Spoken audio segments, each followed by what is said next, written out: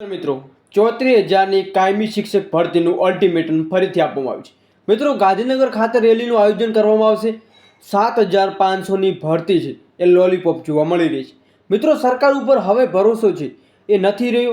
શું તમે પણ આવવાનો છો? 34,000ની કાયમી શિક્ષક ભરતી આ ફેર મિત્રો જોવા મળી જવાની છે। મિત્રો બહોળી સંખ્યામાં ઉમેદવારો જો આવશે તો કંઈ ના કંઈ તમારી મોટી ભરતી છે જોવા મળશે।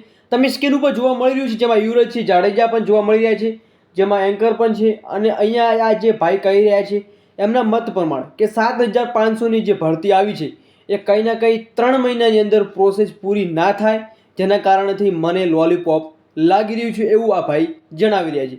જેથી મિત્રો યુવરાજસિંહ જાડેજા સાથે તેમની અલ્ટિમેટમ જાહેર કરવામાં આવ્યું છે કે આગામી સમયમાં એક તારીખ નક્કી કરવામાં આવશે અને તારીખ પછી રેલીનું આયોજન કરવામાં આવશે।